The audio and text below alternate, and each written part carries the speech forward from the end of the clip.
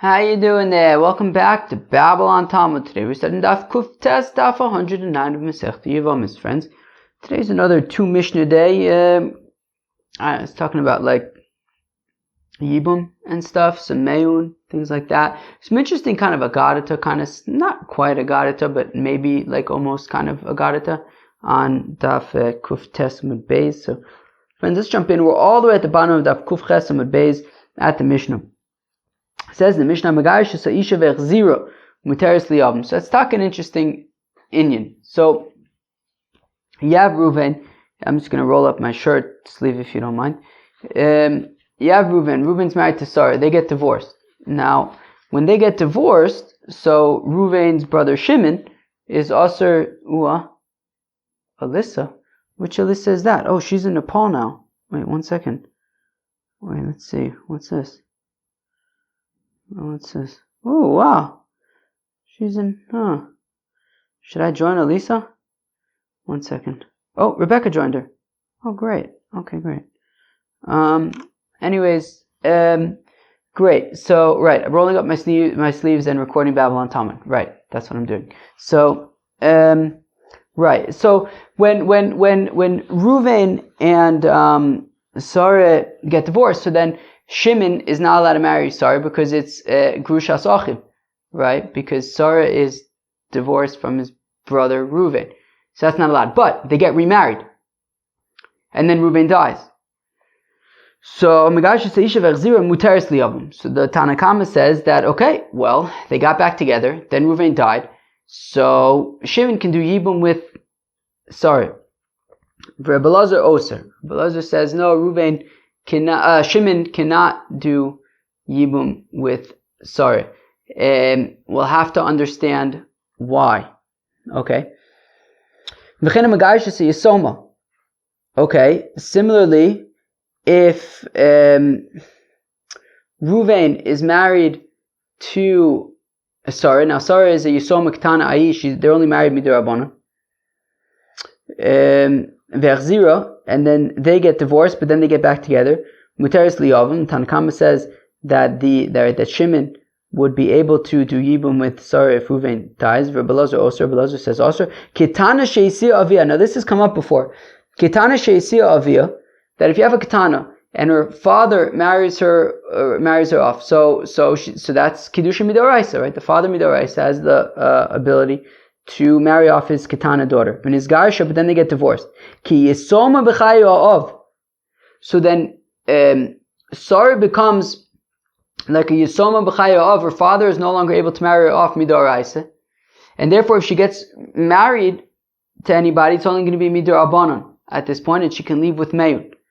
Now, ve'chzira, if she now gets remarried to Reuven, right, so her father, right, Sarah's father married her off to Reuven. They married midoraisa. They get divorced midoraisa, and then she's a yisoma b'chayav. She then remarries Reuven, but now she's only married midorabanan. Her father didn't marry her off this time. She's only married midorabanan now. Teve'akol asur liyavim. So everyone agrees that Shimon will not be allowed to do Yibum with Sarah in that case because midoraisa, she's Grushas Achiv. Midoraisa, she was divorced from Shimon's brother Reuven. Right? Midoraisa, she was married to Reuven. Midoraisa, she was divorced from Reuven. Midorabanan, she was remarried to Reuven. But Midoraisa, she was divorced from Reuven. So Legabe Shimon is Grushas Achiv. So everyone agrees that Yibum would not be able to be performed in that case. Says the Gemara, Omer Eifa. Says Eifa my time, Rebbe Elazar. So how come Rebbe Elazar says that if Reuven and Sarah are married, regular marriage, she's an adult, whatever it is, Reuven and Sarah are married, they get divorced, they then get remarried, Reuven dies, Shimon, according to the Tanakama, Shimon's allowed to do Yibum, is able to do Yibum with Sarah. According to Rebbe Elazar, it's Aser. How come? So Amar Eifa, my time with Rebbe Elazar, Ho'il v'amda olav sha'achas b'yisura, because since when Reuven and Sarah got divorced, Shimon and Sarah were also to one another because of Grushas Achiv, for being somebody who was divorced from his brother. So since at one point she was Grushas Ochiv, so therefore it's going to be a problem for her, right? Even if they get back together, it's not going to help. The rabbi said to Eifa, if that's the case, then she also shouldn't have to do chalitza, right? If we're saying that once they got divorced, then she becomes Grushas Ochiv, and that never goes away, so then she shouldn't even have to do chalitza either. And if you're going to say, yeah, that's right, she doesn't have to do chalitza. But one second, Rabbi Elazar Taka says that she does do chalitza. She doesn't do yibum, but she does chalitza. But if we're saying that since she was Grushas Ochiv at some point, then she's asura to Shimon, she shouldn't have to do chalitza either. El Omer Eifa, Rabbi Elazar Yadayna my time. Rather says Eifa, I don't know. Ich weiß nicht. That's what he says. He says ich weiß nicht. I don't know. I can't explain Rabbi Elazar. Amar Abai says Abai Hainu Tamid Rabbi Elazar. Abai says this is the reason for Rabbi Elazar Misapgale, because Rabbi Elazar is uncertain. Imisa mapeles inisuna rishonim mapilim. What is sort of the catalyst, maybe you could say, for Yibum, right? Do we take a snapshot at the time that Reuven dies, or is it based on the time that he got married initially, right? Do we say that, well, at the time that Reuven died, they were married, and therefore Shimon does Yibum with Sarah as Reuven's wife, or widow? Or do we say, no, it's based on the original marriage, and the original marriage ended in divorce, and therefore she would be considered Grushas Ochiv, and therefore he's Asura. And Rabbi Elazar is not sure. Do we go based on the death, in which case she would be able to do Yibum, or do we go based on the wedding, which ended in divorce, and she would be Grushas Ochiv and unable to do Yibum? So again, Amar Abai says, Abai, Anu Taimid Rabbi Elazar. This is the reason for Rabbi Elazar Misapgale, because he's uncertain. Imisa mapeles, inisuna rishonim apilim. If the Misa is what is mapeles, if it's based on the time that Reuven died, or if it's based on the original marriage to Sarah, which ended in divorce. Misa mapeles, if it goes based on the time that Reuven died, haram yakam yibum. Well, they were married at the time. Sarah is now Reuven's widow, and then Shimon does yibum with Sarah. Inisuna rishonim apilim, or do we say that it's based on the original marriage, or omda olav sha'achas biser, and that marriage ended in divorce, and Shimon then became asur to Sarah from that marriage as Grushas Ochiv, and even if they get remarried, it doesn't make a difference, and therefore they would be unable to do Yibum. We say Rabbi Elazar is uncertain which one we go by, and therefore we say, look, don't do Yibum, prefer Chalitza, or do Chalitza instead. Rav Omer le'olam pshita le'Rabbi Elazar demisa mapeles. Says Rabbi Elazar, look, Rabbi Elazar holds that Misa is mapeles, that it's based on the time when Reuven dies, and when Reuven died, he was married to Sarah, and therefore Memele Shimon technically should be able to do Yibum with Sarah. Umihu, however, akol bekiyin begerishin, ve'en akol bekiyin b'chazar. Friends, what does Rava say? Hakol, everyone. Who's everyone? The Yentis. The Yentis, they know when people get divorced. It gives them something to do on a Friday, on a Shabbos afternoon, long Shabbos. They go down the whole list of all the people who got divorced over the last 5 years.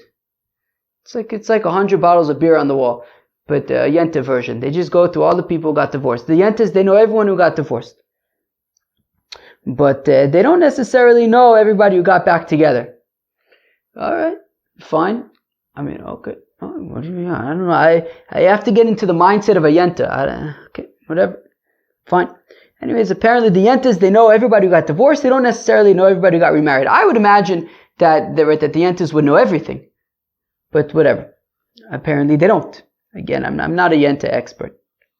Fine. Anyways, fine. So the Yentas, they know when somebody gets divorced, but they don't necessarily know when they got back together. And therefore, they know that Reuven and Sarah got divorced. They don't necessarily know that they got back together. If Shimon then marries Sarah after they got divorced, it becomes like iffy. So therefore we say just do Chalitza instead. Adarabba, Chazara, came the Yazva to say Yislei Kala. 1 second. Actually, so the Gemara rejects that and says, what do you mean? No, the way that the mind of a Yenta works is that, of course they know that Reuven and Sarah got back together, because since they're going to be living together, the Yentas love something like that. Did you know Reuven and Sarah, they got divorced, now they're living together, right? They'll know in a second. And therefore, they'll know that they got back together. So, what are you talking about that they know about the divorce? They don't know about the reunion. But even so, still, this has to work even in a situation where they got back together and then the next morning he's dead. Right? Meaning, Reuven and Sarah were married, they got divorced, everybody knows that they got divorced. But then, they got together again. Now, the only way that the Yentas would know that they got back together is because they're going to be living with each other. But even in a situation where he dies the next morning, yeah, right? I mean, we have to be able to have a halacha that would apply even in a situation where he dies the next morning and they don't necessarily have a chance yet to know that they're living together. And therefore, if Shimon were to do Yibum with Sarah, they might not have a chance to know that they got back together, and it could be, who knows what the Yentis would do. If they think that Shimon's marrying the Sarah who's divorced from Reuven. So anyways, my brain's in like a funny state right now. What time is it? It's 2:30 in the afternoon. So it's the middle of the day. You would think that my brain should be like in peak mode. I think I've had plenty of coffee today. I think I had 3 cups of coffee. 2 of them were iced coffee. Actually 3.5. 3.5. But still, my brain's in like a funny space where it's like almost like on. But I don't know what it needs. Maybe like a smoothie. Maybe a smoothie would help. But I don't have a smoothie. Yeah, at WeWork, they're getting rid of the coffee machine that they had. They're replacing it with a new one. I don't know. The thing is whatever. The new one you have to pay for. The old one you didn't have to pay for. The problem with the old one is that it didn't taste good. I was pretty sure I'm the only one who drank it. I'm not saying that. Like, I actually think I'm the only one who drank it. But it's good for iced coffee. They have ice there. You just fill up a cup with ice, pour that brewed stuff, which doesn't taste good, but you pour it on top of the ice, add a little bit of milk. I usually don't add milk to coffee, but it doesn't taste good, this coffee, so you have to add a little milk. But it makes decent iced coffee. But now the only option is going to be to pay for coffee. Who wants to do that? I mean, I guess if you don't have a choice, you don't have a choice. But Rav Ashi, says Rav Ashi, I knew time with the Rabbi Lazar. Okay, see, I got to rub my head. That'll help. That's instead of a smoothie, I'm just going to rub my head. Rav Ashi, says Rav Ashi, I knew time with the Rabbi Lazar. This is the reason for Rabbi Lazar. The Gazer Hani Mishum Yisomim B'chaya Av. That no, he makes a gezerah in the situation even of adults, out of concern for the situation of Yisomim B'chaya Av, right? The Mishnah had said that in a situation where Sarah's father married her off as a ketana, then they got divorced, and then she gets remarried, it's only midrabanan. So out of concern that in that case, Shimon would be unable to do Yibum. Shimon would be unable to do Yibum in that case, because the remarriage is only midrabanan. So therefore, even in the case where they're married, divorced and remarried as adults, which is Mida Oraise, nonetheless, Rabbi Lazar still says we have to, out of concern for the situation where she's a Yisomim B'chaya Av, don't do Yibum even when they're adults, rather do Chalitza. So again, Rav Ashi says, Rav Ashi, Anu Tamid, Rabbi Lazar, this is why Rabbi Lazar says to do Chalitza rather than Yibum, because we make a gezerah by the adults out of concern for the situation of Yisomim B'chaya Av, Ve'achzira, where she gets remarried to Reuven, and it's only midrabanan, and she got divorced, however, midoraisa. Hachinami mistarva. This talk also makes sense with the Ketani Seifa, from the fact that the Seifa of the Mishnah says, Ketana she'esia avia v'nizgarsha, that a Ketana, that her father married her off midoraisa v'nizgarsha, and then she got divorced. Ki Yisomim B'chaya Av, so then she's like an orphaned girl, even though her father's still alive. Ve'achzira, and then she gets remarried to Reuven. Divrei Akol she'asur liyavam. All of a sudden, everybody agrees. In this case, even the rabbis agree with Rabbi Lazar that she's forbidden to the Yavam in this case. Haimai lememra. What exactly are we saying over here? Pshita, obviously, she would be also to go back to the Yavam. Obviously, she'd be able. Well, obviously she'd be unable to marry Shimon the Yavam in this case, because she's Midoraisa, she's Grushas Achiv. Midorabanan, she's Yevamos. So therefore, obviously, Grushas Achiv wins out, and Shimon's not allowed to do Yibum. Ella, Lav, rather the Chiddush over here is Akamash Malan, time of Rabbalazar, Digazar Hanach, Mishumai Shmamino. Rather, the point of this case, where we say that Shimon is unable to do Yibum with Sarah, is to teach us that in this case, however, the rabbis admit to Rabbi Lazar that Shimon would be unable to do Yibum, implying that up until then Rabbi Lazar had been saying that Shimon cannot do Yibum out of concern for this case, whereas the rabbis don't agree with the concern. But in the case where it's actually the case where she's only married to Ruvain Midorabanan, but she's divorced from Midoraisa, so then they would admit to him in that case, to Rabbi Lazar in that case, that Shimon and Sarah would not do Yibum. Wow. Interesting. It's already 16 minutes into the recording. It didn't feel like this was such a long page, but like we're only halfway through the first Amud. Yeah, I guess it is somewhat long. Tani Kavasa de Ravashi. We talk about Brisa supporting Ravashi. Alright.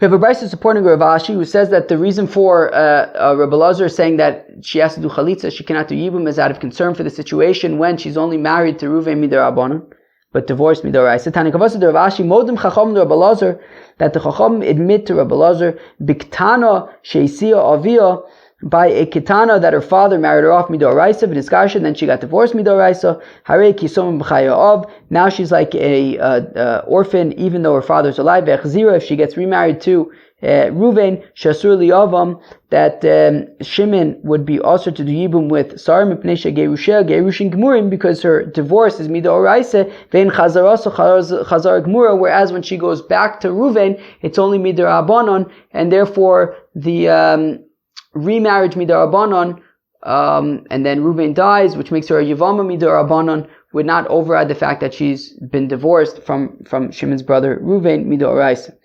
But when do we say this? That is when Reuven and Sarah got divorced when she was still a ketana, and then they got remarried when she was a ketana. Aval, so therefore the marriage was only midrabanan.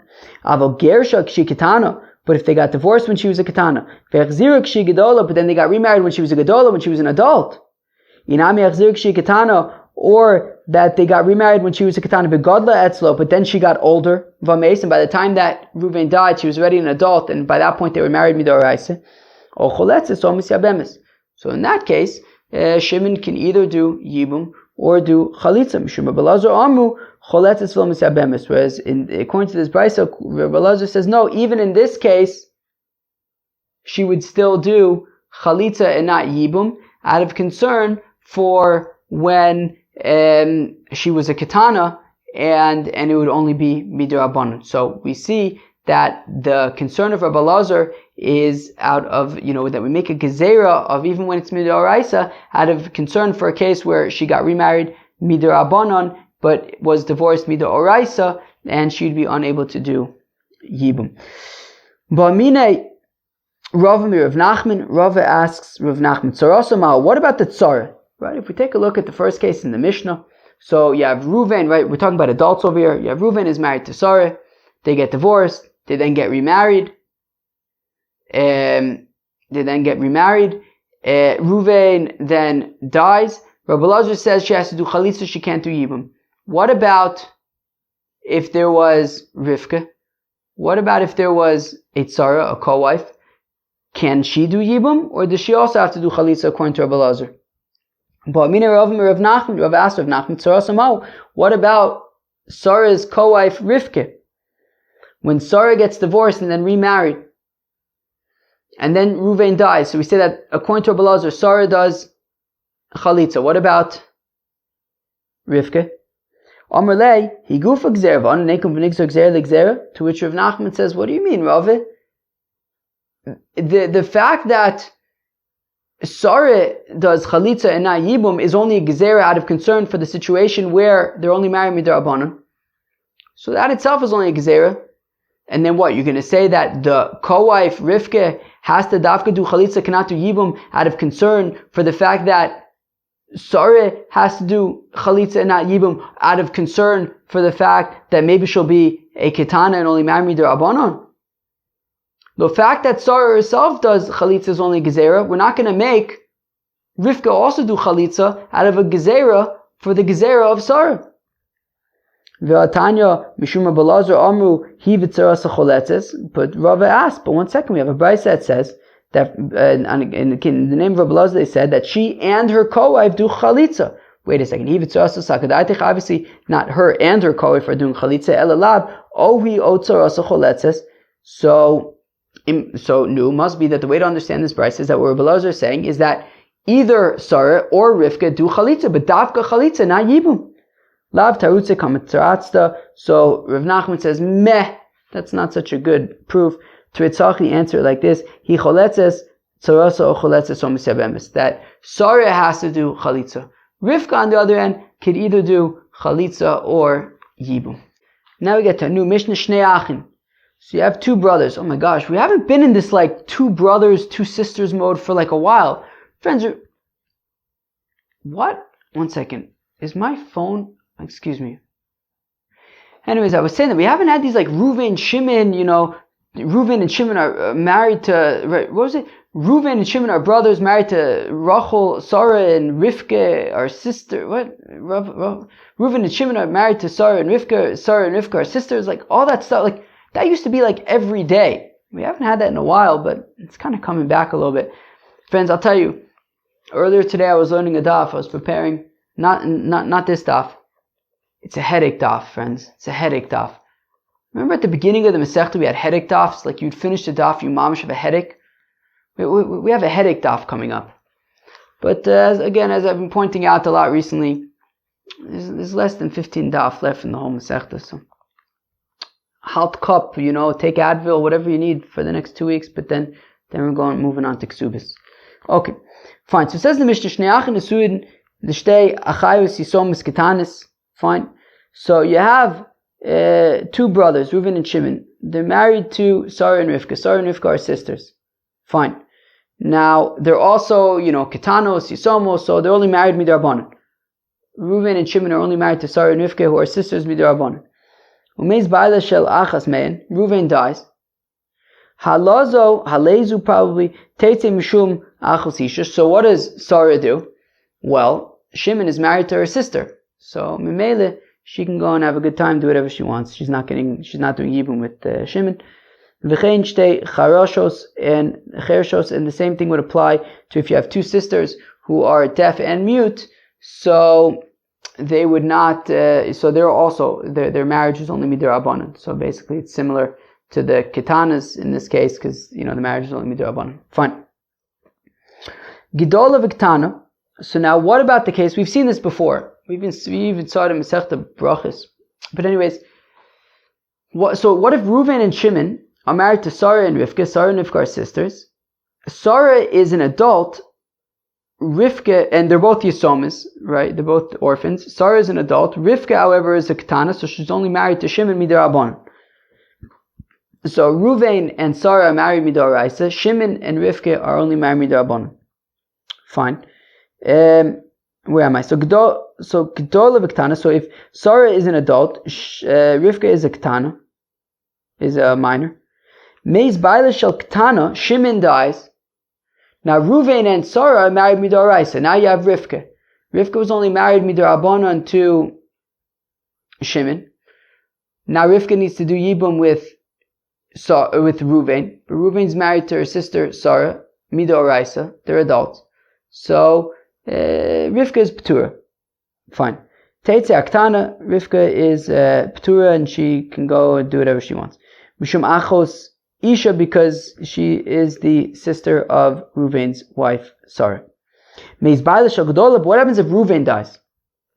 What happens if Reuven dies? So the Shiloh over here, as we've seen it before, that if Reuven dies, so now you have Sarah. Sarah is an adult, which means that midoraisa, Shimon and Sarah have a zika. Shimon and Sarah need to do yibum. The thing is that Shimon is married midorabanan to Rivka. So on the one hand, the zika between Shimon and Sarah is midoraisa. On the other hand, he's married to Rivka midorabanan. So Rabbi Eliezer Omer, so says Rabbi Eliezer, milamdin es aktana shetimoyin bo. So Rabbi Eliezer says, look, we teach Rivka the Ketana to leave Shimon. And then if Rivka simply leaves Shimon, so then Shimon is no longer married to Rivka, and then he could do Yibum with Sarah, which is Midoraisa. Rabbi Gamliel says, Rabbi Gamliel, Imena, look, if Rivka leaves on her own, okay, Matov Manoim. So if Rivka leaves on her own, fine. So then Shimon and Sarah can do Yibum. V'im lav, but if she prefers to stay with Shimon, Tamtenat Shetagdil. So wait until Rivka gets older, until she becomes an adult, i.e., don't do Yibum with Sarah. Rather, Shimon and Rivka can stay together until Rivka becomes an adult.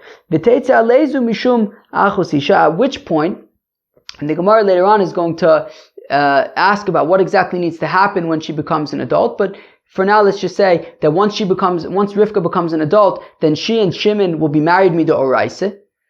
And then once Shimon and Rivka are married midoraisa, so then Memele Sarah is not going to do Yibum with Shimon, and she can go and do whatever she wants, have a good time, get married to whoever she wants. Fine. Reb Yoshua Omer says, Reb Yoshua, Eilo al ishto, Eilo al eshes ochiv. Rabbi Yeshua says, look, Shimon loses both his wife Rivka as well as his Yevama Sarah. Motzi as ishto beget. He and Rivka get divorced with the get. Ve'eshes ochiv b'chalitza, and he and Sarah need to do chalitza, and he ends up being married to no one. Says the Gemara, Umi Shari, can we simply, right, Rabbi Eliezer says that we teach Rivka, if she's a katana, to just leave so that Shimon and Sarah can do Yibum. But do we really do that? Says Bar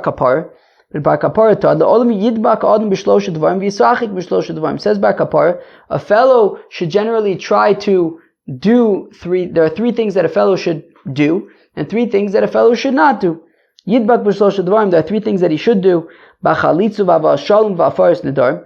A fellow should do chalitza, right, if there's that option, so chalitza is preferred. Or, right, also a fellow, if he has the option, he should bring peace. That sounds very nice. He should bring peace. V'afaris nedarim, and annul vows. Okay? Doesn't sound as fancy as bringing peace, but okay, also important, fine. V'isachik mishlosh dvarim, and also he should stay away from certain things. Mina meyun, stay away from meyun. Mina pikdonos, and from having somebody depositing money by you for storage. Mina ervonos, and from guaranteeing a loan. Meyun de mitzvah shani. So the shaila is, how could Rabbi Eliezer be suggesting that we teach Rivka to do meyun? I thought meyun was one of those things that you stay away from.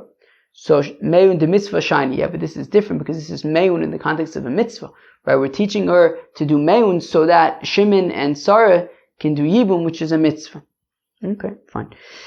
Gufa Tani Bar Kapara. So now we're going to go through the 6 things that Bar Kapara said. 3 of them you should stay away from, 3 of them you should do. So we're going to go through each one of them and explain why they're so gishmak, or why they're so shver. Okay. Gufa Tani Bar Kapara taught la'olam yidbak adam b'shlosh dvarim. A fellow should try to do certain things. B'chalitza, he should prefer to do chalitza. Kabashol, like Abashol the Tanya, Abashol Omer says Abashol, hakoine says yivimto l'shem noi, that if a fellow does yibum for ulterior motives, because he's attracted to his sister-in-law, l'shem ishus, or because he wants to be married. Not necessarily because he wants to do the mitzvah of Yibum, but he wants to be married. L'shem davracha, or for some other reason. Ki'ilu pogea be'erva v'kar be'en aliyos havolod mamzer. It's as if he's like being pogea be'erva ve'eshesach, and it's very close. I'm tempted to consider the child to be a mamzer. So therefore, Yibum is risky in that sense. Better to prefer chalitza. Bava shulim. A fellow should bring peace. The pasuk says, "Bake shalom v'odfeu." Seek peace and chase after it. V'amar Babo says that it says chasing in two places. It says by peace, seek peace and chase after it. And it says Rodev Shalom v'chesed, a fellow who chases after righteousness and kindness. Yimtza chayim tzedakah v'chavod. He will find life, charity, and honor. Wow. That sounds really nice. Alright. Peace out, friends. Bafaris Nadarim, Reb Nosson, and annulling vows like Reb Nosson the Tanya, as we learn in the Brayso. Reb Nosson almost says, Reb Nosson, I know there, a fellow who makes a vow, Ki'ilu Bana Bama. It's as if he builds an illegal altar. V'amekaimo, and somebody who's Mekayim a neder, right, he makes a vow and then he fulfills it. Kilu hikriv aleh korban. You think you're doing a good job for fulfilling your vow? Actually, it's worse. Not only did you make the illegal altar, you then proceeded to offer a sacrifice, an illegal sacrifice on an illegal altar. Rather, if you make a vow, go and undo it. To Afaris Nadarim. Interesting. A fellow should keep himself away from three things. Stay away from me'un, dilma, gadol, mechartaba, because maybe when she gets older, she'll regret having done me'un. A fellow should refrain from allowing people to deposit money by him for safekeeping. That's talking about people who live in your community, because they might be coming in and out of your house, and it could create a situation where maybe they'll take it back and then they'll claim it from you. It makes a mess. And from being a guarantor on a loan. That's talking about the guarantors of Shel Tzion. The Rabbi Yitzchak says, what does the pasuk mean? Ra yeroa ki arav zar. Ra achara tavo, that there will be evil after evil.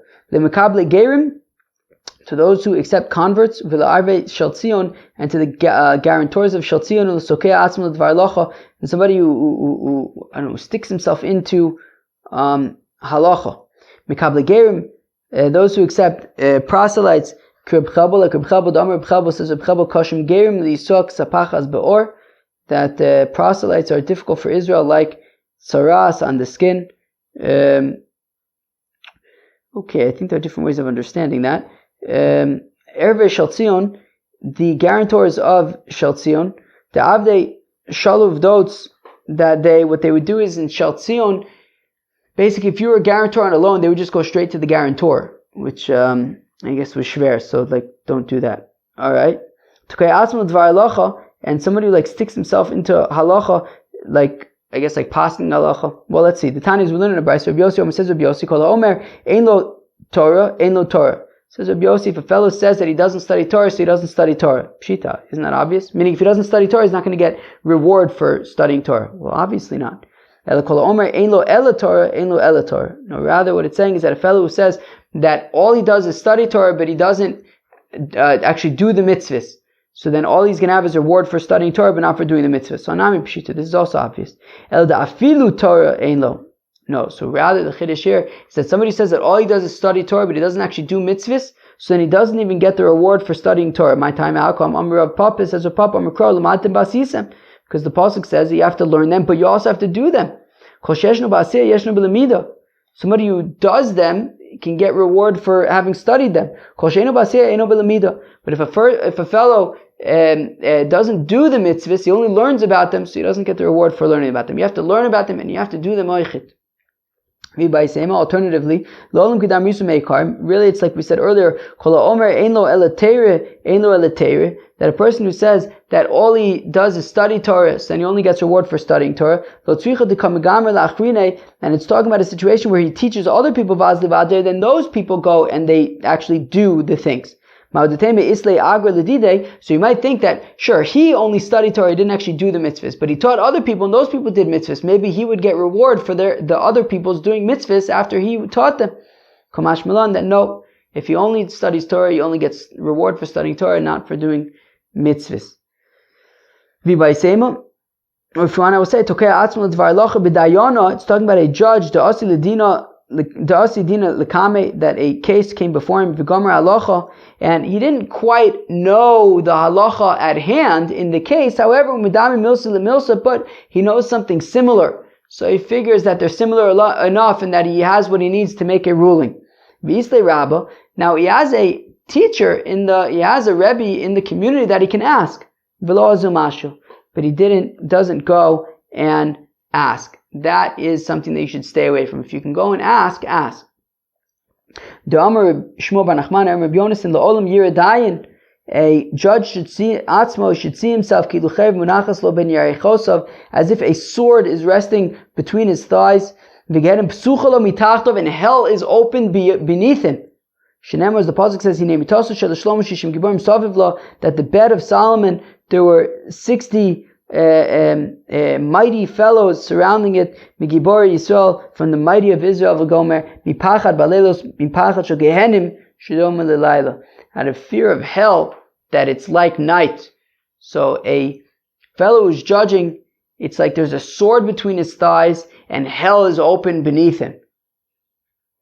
So now getting back to our Mishnah, Rabbi Gamliel had said, in the case where you have Reuben and Shimon are married to Sarah and Rivka. Now Sarah is an adult, Rivka is a minor, and they're both Yisomis, which means that Shimon is only married to Sarah Midor Abonon. Reuven dies, so now Shimon and Sarah have to do Yibum Midor Raisa. The thing is that Shimon is married to Rivka Midor Abonon. So it says Rabbi Gamliel, look, if Rivka wants to leave, fine. But if she doesn't want to leave, so that they do is they stay together until Rivka becomes an adult, at which point Shimon and Rivka are then married Midor Raisa, and then Sarah Memele is Achos Isha, and therefore she can then go and get married to whoever she wants. Now, fact the Gemara, Ba'amine Rabbi Elazar asked Rav, my time with Rabbi Gamliel, how come Rabbi Gamliel says that once Rivka gets older, becomes an adult, then Shimon and Rivka will be married at that point? Do we say Mishum de Kasavar Kiddusha Ketana Misla Talu? Do we say that the Kiddushin of Rivka, when she's a minor, they're just kind of waiting and hanging? And when she becomes an adult, then, the Kiddushin kind of grows up with her. And Memele, when she becomes an adult, they automatically kick in. The second she becomes an adult, the marriage sort of transfers from being a Dira Abonon marriage to being a Dira Raisa marriage. Even though they never had intercourse from that point on, but immediately when she becomes an adult, she and Shimon are married Midor Raisa. Or do more perhaps, or maybe, no, it doesn't work like that. Shimon and Rivka got married when Rivka was a Ketana. When Rivka becomes an adult, they're still not yet married. They have to actually, at that point, have bia, they have to sleep with each other, at which point they become married Midor Raisa. Now the thing is, Reuven had died, which means that the Zika between Shimon and Sarah preceded Rivka's becoming an adult, which means that when Rivka becomes an adult, and they haven't yet had bia yet, which means that they aren't, right, Rivka and Shimon are not yet married Midor Raisa, Shimon needs to do Yibum with Sarah at that point. Rivka is not married to Shimon. Shimon and Rivka then sleep with each other and they become married now Midor Raisa through Bia. But what about the fact that he had the Zika with Sarah before he had Bia with Rivka? Which means that essentially what's happening is that in a situation where you have a Yavam and a Yevama, right? In our case, Shimon and Sarah, they have to do Yibum, but he doesn't do Yibum with Sarah. Instead, he's Mekadesh Rivka. So we're saying Mishum Diksavar Mekadesh Achos Yevama, that a fellow who betroths the sister of his Yevama, right? If Shimon needs to do Yibum with Sarah, but instead he does Kiddushin with Rivka, Nifter a Yevama v'al chala. Okay, so then Sarah no longer has a Zika with Shimon, and she can go and do whatever she wants. Iba'alini lo ba'alo. Now, it's when Shimon and Rivka sleep with each other, once she becomes an adult, at that point, they get married. But it doesn't transfer automatically when she becomes an adult. Omar le, fine. So ba'alini lo ba'alo, fine. Omar lei hainu tamid Rabbi Gamliel. So Rabbi responds to Rabbi Elazar. This is the reason for Rabbi Gamliel. Mishum tiksaver mekadesh achos Yevama niftira Yevama ve'olchala. It's because Rabbi Gamliel holds like the second option, which is that if Shimon is mekadesh Rivka, even though he has to do even with Sarah, it works, and Sarah, can go and do whatever, marry whoever she wants. Iboalin ilo boalo. But Davke, Shimon and Rivka need to have bia in order for them to be considered married. If they don't, then they're not considered married. And until they have bia, there would still be a zika between Shimon and Sarah. Rav Sheshes says, I think that Rav was sleeping when he said this. The Tanya, because after all, we have a price that says that if somebody's mekadesh a ketana, so the kiddushin are just kind of hanging. What does it mean that they're hanging? Does it not mean that they're sort of pending, and that as she gets older, they get older with her? And then when she becomes an adult, automatically the kiddushin becomes midoraisa, even if they don't have intercourse. Says Rav Breder of Nachman, no. Ha-milsa diktana mislatalia v'kaima, it means that when she gets married as a katana, it's just kind of pending, and they don't know what's going to happen, right? Maybe they'll get married, maybe she'll leave as a katana, who knows what will happen. Ibal in ilo ba'alo. Now, in order then for it, right, so what it means that it's hanging is that we don't know what's going to happen with this marriage. Maybe she'll do mayun, maybe she'll leave. Maybe maybe they'll have bia when she becomes an adult and she'll be married midarasa. Maybe they won't. We don't know. It's sort of pending. Ibal ini load balo, and if they have bia once she becomes an adult, so then they're married. But if that doesn't happen, then they're not. Damahu adif minoi, vana adifna minei. Right? That she says, look, in some ways he is sort of more powerful than I, in that he can always divorce me if he wants, but in some ways I'm more powerful than him in that I can just leave the marriage as a ketana whenever I want. So therefore it's just kind of in this pending state. That's what it means, that it's mislataya. It's in this pending state until until she becomes an adult and they have bia, at which point then it becomes fixed. And they become married midorai. So friends, that was the Kuftes of Masechta Yevamos. We had two Mishnayos today. The first one deals with a situation where you saw machlokas between the Tanna Kama and Rabbi Elazar, in a situation where you have Ruvain and Sarah are married, and then they get divorced, and then they get remarried, and then Ruvain dies. So Tanna Kama says Shimon does do Yibum with Sarah. Rabbi Elazar says they do Chalitza, they do not do Yibum. Everyone agrees, however, in a situation where somebody marries off his daughter who's a Ketana, and that's midoraisa, they get divorced midoraisa, then they get remarried midorabanan. Of course, in that case, they would not do yibum. Okay, fine. We saw different opinions about how to understand the opinion of Rabbi Elazar. We saw the opinion of Eifa, who initially had wanted to say that it is because since at the time that Reuven and Sarah got divorced, so then she was also to Shimon. So since she was also to Shimon at one point, she remains also forever. To which we said, but then she shouldn't have to do chalitza either. But we know that she does have to. That they do have to do chalitza. Okay. Abai said it's because Rabbi Elazar actually isn't sure. Right? Isn't sure. Do we go for zibum based on at the time that Reuven dies, when they were, and therefore at the time that he died, he and Sarah were married, or is zibum based on the original marriage, and the original marriage ended in divorce, which would make Shimon also to Reuven. Shimon also to Sarah. We saw the opinion of Rave, who says that where am I? The Yentis. That everybody knows, right? Everybody knows that they get divorced, but they don't necessarily know that they got back together, and therefore it could be weird if Shimon is doing Yibum with Sarah, who was divorced from Reuven. And Rav Ashi said that the reason why Rabbi Elazar says that you do chalitza rather than yibum is because out of concern for the situation where she's a ketana and only gets remarried midor abanan but was divorced midor raisa, in which case everyone agrees that she would be unable to do that Sarah and Shimon would not do yibum, and therefore out of concern for that case, Rabbi Elazar makes exera even when they are adults. Then we got to a new Mishnah which talks about the case which has been discussed before, when you have Reuven and Shimon who are married to two sisters who are orphans, and one of them is an adult and one of them is a minor, and then the Reuven, who's married to Sarah, who's an adult, dies. Rabbi Eliezer says that we teach Rivka, who's a minor and only married to Shimon Midarabanan, to do Me'un so that Shimon and Sarah can do Yibum. Rabbi Gamliel says no, we don't teach her to do Me'un. Rather, if she wants to do Me'un, she can. But if not, then she can stay with Shimon. And when they become adults, so then they'll be married Mida Oraisa, at which point Sarah can go and marry somebody else. And the opinion of Rabbi Yoshua is that actually he has to get divorced from Rivka and also he has to do Chalitza with Sarah. We saw Machlokas, we saw two ways of understanding, according to Rabbi Gamliel, what exactly happens when Rivka becomes an adult. Do we say that she automatically then becomes, right, her marriage to Shimon automatically becomes upgraded, Rivka's marriage to Shimon automatically becomes upgraded to be Midoraisa, or do they have to have Bia first in order to make it Midoraisa? Rav says they have to have Bia first in order to make it Midoraisa. Friends, that was Daf Kuf Tes of Masechta Yevamos. I hope you enjoyed. Peace out.